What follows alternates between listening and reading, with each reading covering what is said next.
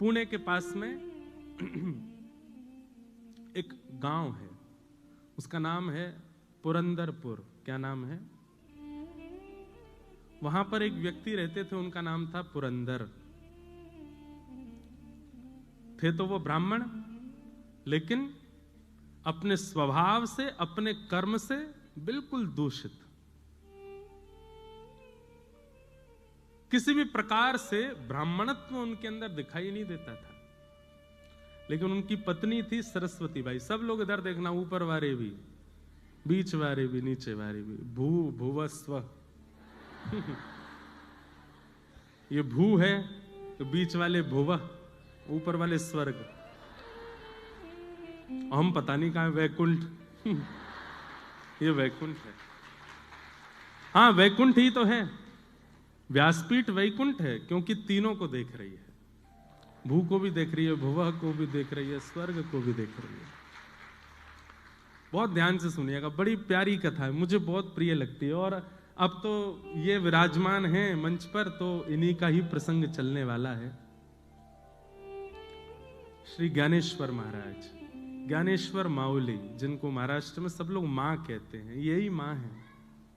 और संत श्री तुकाराम जी महाराज, इन दोनों, पूरी दुनिया इनका कीर्तन करती है, ठाकुर जी का, जय जय राम कृष्ण हरि। पर ठाकुर जी इन दोनों का कीर्तन करते हैं, ज्ञानेश्वर माउली। ज्ञानोबा तुकाराम, ज्ञानोबा तुकाराम, ज्ञानोबा तुकाराम, इनका कीर्तन ठाकुर जी करते हैं। हमारे इष्ट भगवान हैं और भगवान के इष्ट भक्त हैं। ठाकुर जी के इष्ट हैं ये।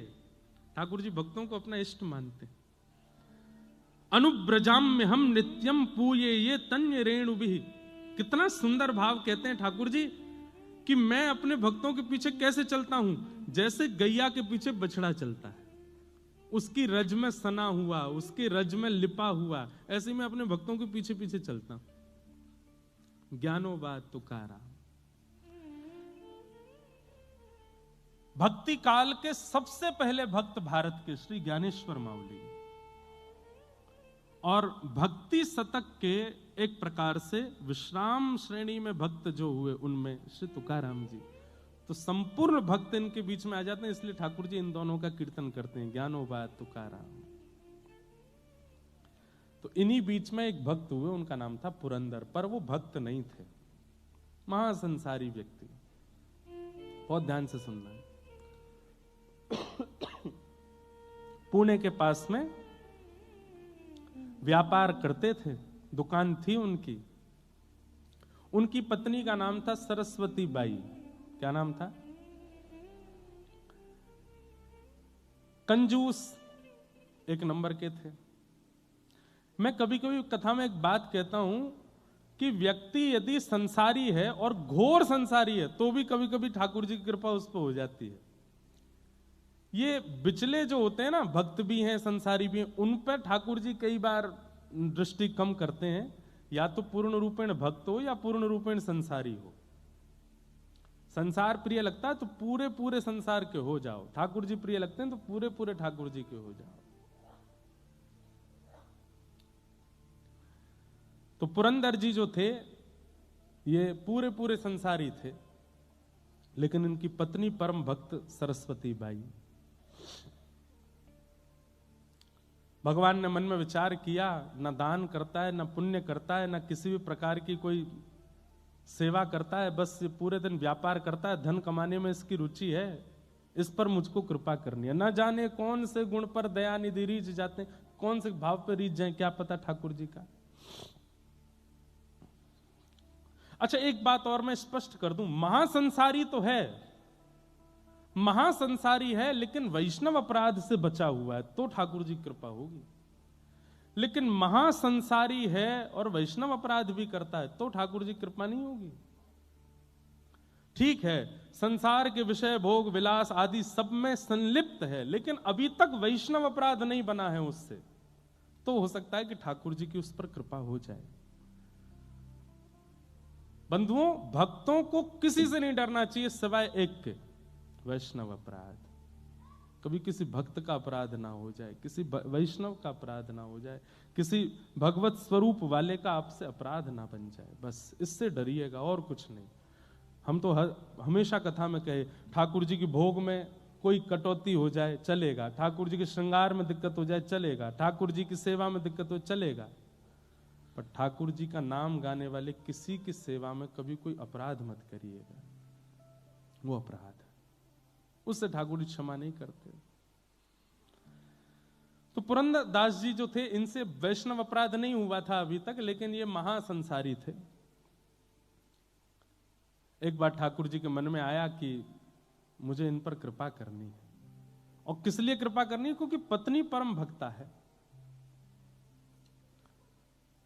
तो ठाकुर जी एक दीनहीन से ब्राह्मण बनके, यही पंडरीनाथ भगवान दीनहीन से ब्राह्मण बनके पहुंच गए, और पहुंच करके पुरंदर दास जी की दुकान पर जाके खड़े हो गए। पुरंदर दास जी बोले, कहो क्या चाहिए? सेठ जी, कुछ नहीं चाहिए, मैं तो एक गरीब ब्राह्मण हूं, मेरी बेटी विवाह के योग्य हो गई है, उसका विवाह करना है, पर जो वर पक्ष के लोग हैं उन्होंने कुछ मांगे रखी हैं, वैसा विवाह नहीं होगा तो विवाह टूट जाएगा, आप कृपा करके मेरी थोड़ी सहायता कर दो, मैं धीरे धीरे आपका कर्जा चुका दूंगा। पुरंदरदास जी बोले, तुमको पूरी नगरी में मैं ही मिलाऊं मांगने के लिए, कहीं और चले जाओ, किसी और से मांग लो। नहीं नहीं नहीं, आपके रूप से ऐसा लगता है आप बड़े दयावान हो, आप जल्दी कृपा कर दोगे, आप ही दे दो, कुछ दे दो मुझे। पुरंदरदास जी अपनी कुर्ता दिखा, देखो मेरा कुर्ता यहाँ से फट रहा है, मेरी धोती फट रही है, मेरी बैठने वाली जो गलीचा है वो भी फटा हुआ है, मेरे खुद की हालत ऐसी खराब है, मैं तुम्हारी सेवा कैसे करूं? नहीं नहीं महाराज, आप चाहेंगे तो सब हो जाएगा, मेरी थोड़ी कृपा कर दो, मुझे थोड़ा सा धन दे दो। पुरंदरदास जी बार बार अपने सेवकों कहें, इसको भगाओ यहां से, इसको भेजो यहां से, ये मांग रहा है, मैं मुझ में देना नहीं चाहता इसको।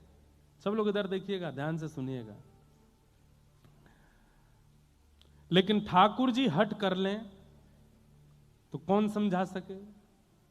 यहां दुनिया के लोग जिद पे अड़ जाते हैं तो नाक में दम हो जाता है, ठाकुर जी अगर जिद कर लें, दुनिया बनाने वाले, तो उनको कौन समझाए? ठाकुर जी तो वहीं बैठ गए दुकान के बाहर ही, बोले जाऊंगा तो आपसे लेके ही जाऊंगा और कहीं नहीं जाऊंगा, और नहीं तो मेरी बेटी का ब्याह टूटेगा, उसका जो अपराध होगा वो आपको लगेगा। पुरंदर बोले, ये कोई बात है? जान ना पहचान, एक तो मुझसे पैसा मांग रहे हो, ऊपर से मेरे को दोष भी दे रहे हो। बोले दे दीजिए ना, आप सब कर सकते हैं। तो पुरंदर दास जी बोले, चलो एक काम करते हैं। बोले क्या? तुम मुझे कोई अमूल्य वस्तु दे दो और उसके बदले में तुम्हें पैसे दे दूंगा, और तुम्हारा अता पता तो कुछ है नहीं, कहीं तुम भाग गए पैसा लेके, तो अपनी कोई मूल्यवान वस्तु मुझे दे दो और मुझसे पैसा लेकर के चले जाओ, और जब तुम्हारा ब्याह हो जाए, चुकाने लायक स्थिति हो जाए, तुम वस्तु मुझसे वापस ले लेना, पैसे मुझे दे देना। घनघोर कंजूसाई की पराकाष्ठा, दे ही नहीं सकते बिना किसी प्रयोजन के। ठाकुर जी बोले, मेरे पास तो कुछ भी नहीं है, मैं कहां से लेके आऊं? बोले तो भैया देखो, अब मैं राजी हो गया हूं। हाँ भाई, नगर के लोग इकट्ठे कर लिए, देखो मैं इनको देने को तैयार हूं, पर मैंने एक शर्त रखी है, ये अपनी कोई वस्तु मुझे दे दें, बदले में पैसा ले जाएं, बेटी का ब्याह कर लें, जब चुकाने की स्थिति हो तब वापस अपनी सामग्री लेके मुझे पैसा दे जाएं, कोई बुराई है? संसार के लोग बोले, नहीं नहीं बिल्कुल ठीक है भैया, इतना तो करना चाहिए। ठीक है भैया, मैं जाता हूं, कुछ लेकर के आता हूं, लेकिन भैया ये भगवान हैं, इनकी चतुराई के आगे किसी की नहीं चलती। ठाकुर जी बोले, मैं अभी आता हूं कुछ लेकर के। बोले हाँ जाओ, लेके आओ। भगवान सीधे पुरंदर दास के घर पहुंच गए। घर में सरस्वती बाई बैठी थी, द्वार पर आकर के रोने लगे, गिरने लगे, सिर पटकने लगे। सरस्वती बाई तो परम भक्त थी, उसके अंदर तो दया आ गई, दौड़ करके आई, अरे अरे महाराज जी क्या कर रहे हो आप ऐसी स्थिति क्यों हो गई, इतने विचलित क्यों हो रहे हो, क्या बात है बताइए। पूरी बात बताइए। मेरी बेटी का ब्याह है, मैं पैसे लेने आपके पति के पास गया हूं, उन्होंने देने से बिल्कुल मना कर दिया। मैं दूसरी जगह गया, वहां भी मना कर दिया। मैं तीसरी जगह गया, मैं पूरे नगर में घूम गया, लेकिन फिर ठाकुर जी एक बात बोले, ये नहीं कहा आपके पति, ये कहा एक राजी हो गया देने को, लेकिन उसने कहा है बदले में कोई वस्तु दो और पैसा ले जाओ। मैं कहां से कोई वस्तु दूं? मेरी बेटी का ब्याह है, कुछ कृपा करो, आप कोई वस्तु मुझको दे दो। सरस्वती बाई बोली कि मेरे पति इतने कंजूस हैं कि मेरे सारे गहने भी तिजोरी में रखते हैं, मैं क्या दूं आपको? लेकिन भक्त का एक स्वभाव होता है, वो किसी के नेत्रों के आंसू देख करके पिघल जाता है। संत हृदय नवनीत समाना, संत का हृदय, भक्त का हृदय मक्खन के जैसा होता है, दूसरे के ताप से पिघल जाता है। सरस्वती बाई देख नहीं पा रही थी जिस विचलनता में वो व्यक्ति था। अपनी नाक में केवल एक कांटा जैसा पहना था सोने का, तुरंत उसको निकाल करके कहा मेरे पास में यही है और कुछ भी नहीं है, अगर इससे आपकी बेटी का ब्याह तो नहीं हो पाएगा पर थोड़ी सहायता तो हो जाएगी, मैं ये आपको दे देती हूं, आप ले जाओ। भगवान बड़े प्रसन्न हो गए, जय हो जय हो, ठीक है, ऐसी थोड़े थोड़े बूंद से ही सागर भर जाएगा, गागर भर जाएगा, आपने थोड़ा दे दिया कोई और दे देगा, लाइए दे दीजिए। नाक का वो सामग्री उतार करके दे दी। ठाकुर जी लेकर के सीधे पुरंदर दास के पास ही पहुंचे। तुमने कहा था कि कोई वस्तु दे दो, उसके बदले तुम पैसा दोगे, लो वस्तु, लाओ पैसा दो। पुरंदर दास ने जैसे ही देखा, ये तो मेरी पत्नी का ही नाक का कांटा है, तुम कहां से लाए? बोले इससे तुमको क्या, तुमने कहा था कि वस्तु दो और धन ले जाओ, वस्तु दे दी, अब धन दे दो। भैया ठाकुर जी जैसा स्क्रिप्ट राइटर नहीं देखा मैंने। आपकी बंबई नगरी में एक से एक राइटर होंगे, एक से एक प्रोड्यूसर, डायरेक्टर, स्क्रिप्ट राइटर होंगे, पर ठाकुर जी जैसा कोई नहीं है। हम आप सबकी स्क्रिप्ट इतनी खतरनाक लिख रखी है उन्होंने, कल क्या हो जाए पता नहीं, कुछ पता नहीं है, कब कहां किसके कैसे मोड़ देते हैं। जय हो। ये डायरेक्टर हैं, ये प्रोड्यूसर हैं, लेकिन जैसे वो एक होता है ना, ये तो चलो स्क्रिप्ट वगैरह इन्होंने लिखी, डायरेक्ट आदि इन्होंने की, पर कई बार एक्टर को अपने परफॉर्मेंस देने में थोड़ी दिक्कत होती होगी, तो एक अब मेरे को पता नहीं है इतना ज्यादा, पर बीच कोई सहायक डायरेक्टर भी होता है ना, वो आके समझा दे तुम ऐसा करोगे तो भक्तजन जो है ये सहायक डायरेक्टर हैं, ये आकर के संभालते हैं। बोले घबराओ नहीं, ठाकुर जी ने स्क्रिप्ट भले ही खतरनाक लिखी है लेकिन तुम कर सकते हो। इन भक्तों के चरित्र से हमको एक बल मिल जाता है, हमको एक राह मिल जाती है, हमको थोड़ा संबल मिल जाता है और हम अपनी जीवन की इस मूवी में अच्छा निर्वहन कर लेते हैं। लिखा ठाकुर जी नहीं है सब कुछ, ईच एंड एवरीथिंग, सब कुछ। तो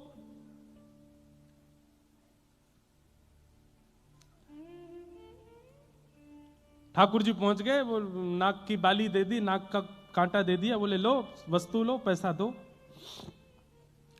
तो पुरंदर को यह बात पता है कि मेरी पत्नी स्वभाव से बड़ी दयावान है, और उसी ने दया करके बिना मुझसे पूछे, बिना मेरी आज्ञा के अपनी नाक की एक कांटा निकाल करके दे दिया। इसको तो मैं पैसा दे देता हूं, लेकिन आज अपनी पत्नी को नहीं छोड़ूंगा। भगवान को जितना जरूरत थी उतना पुरंदर दास ने दे दिया, और उस नाक के कांटे को अपनी तिजोरी में रख के ताला लगा करके, और दुकान में जो काम करते थे सबसे कहा आप सबकी छुट्टी है, जाओ। सेठ जी अभी तो समय हुआ नहीं, नहीं आज जाओ। और ताम्रवर्ण हो रहा था मुक्का, आज अपनी पत्नी को नहीं छोड़ूंगा। दुकान बंद की। तो दुकान में एक कार्य करता था, वो इनकी पत्नी को बहुत मानता था, उसकी भी वो सहायता करती थी। वो दौड़ करके पहले ही पहुंच गया, बोले मां आप अपनी रक्षा कर लीजिए। क्यों, आपकी नाक का कांटा कहां है? बोले वो एक दीनहीन सा ब्राह्मण आया था, उसकी बेटी के ब्याह के लिए कुछ मांग रहा था, मुझ में कुछ था नहीं, मैंने दे दिया। बोले उसने जाके आपकी नाक का कांटा ही पुरंदरदास जी को देके पैसा ले लिया। अब वो आपके ऊपर आ रहे हैं, बड़े रोष में हैं और कुछ करने की स्थिति में हैं। मां आप अपनी रक्षा करना। सरस्वती बाई घबरा गई।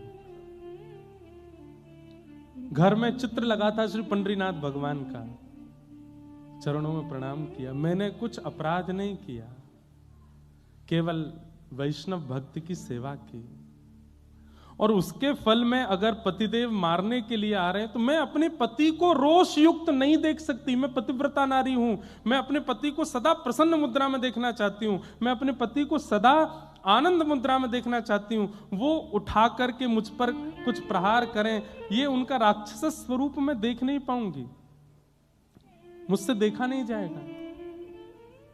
लेकिन वो मानेंगे नहीं, वो आकर के मुझ पर प्रहार करेंगे, मैं उनको उस रूप में नहीं देखना चाहती। इसलिए पंडरीनाथ, आत्महत्या करना वैसे तो महापाप की श्रेणी में आता है, पाप नहीं महापाप।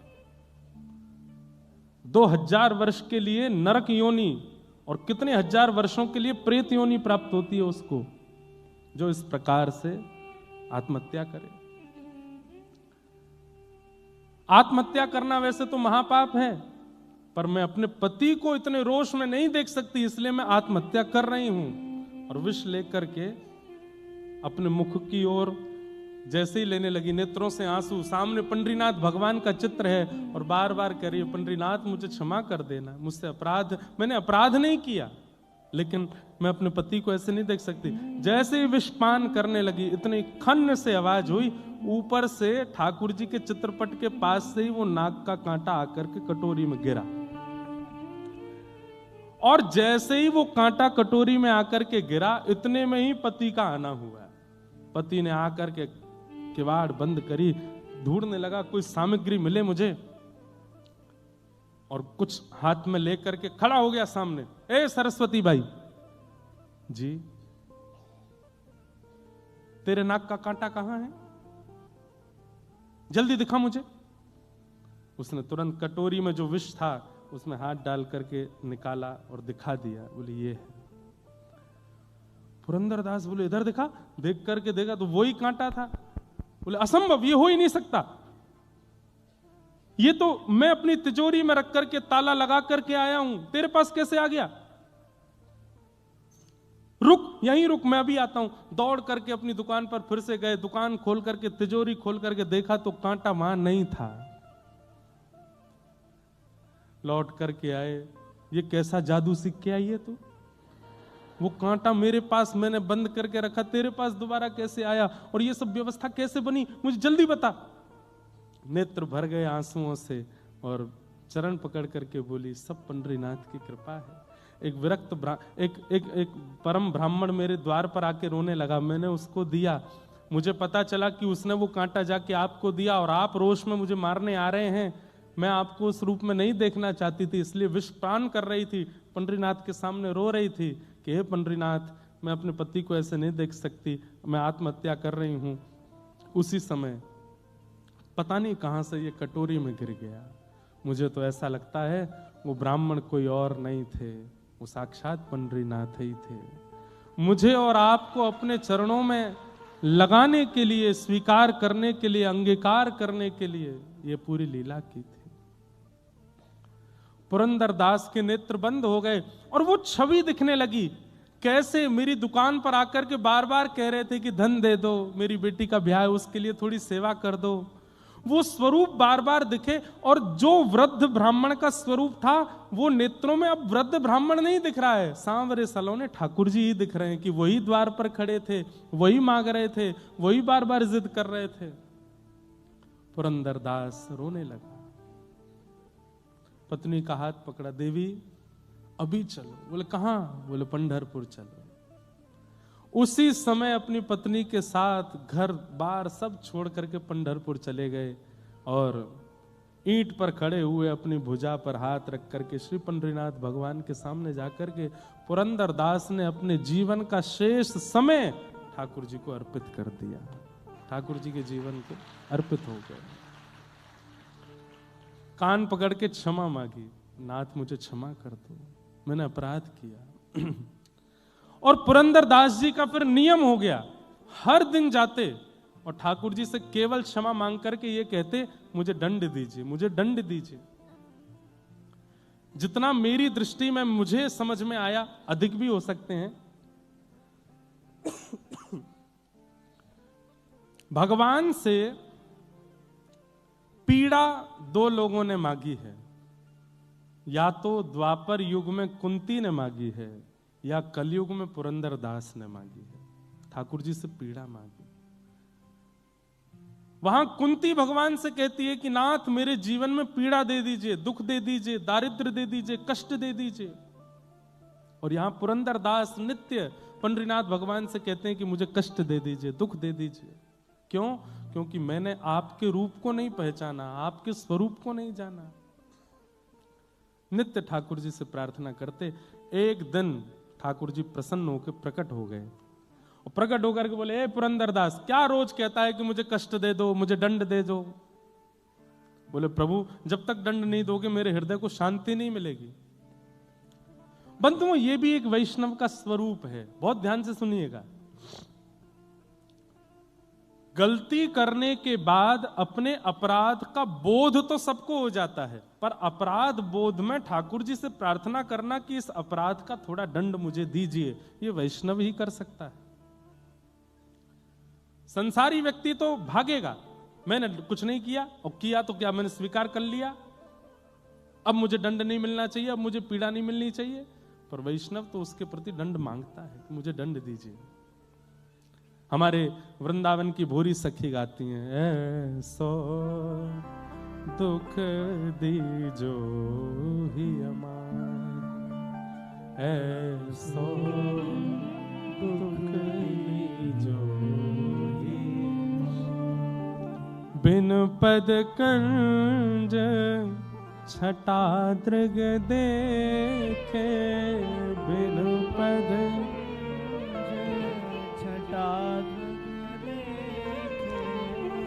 को सुहावे नाही, ओ को सुहावे नाही, ऐसो दुख दीजो ही अमाही, ऐसो दुख दीजो ही।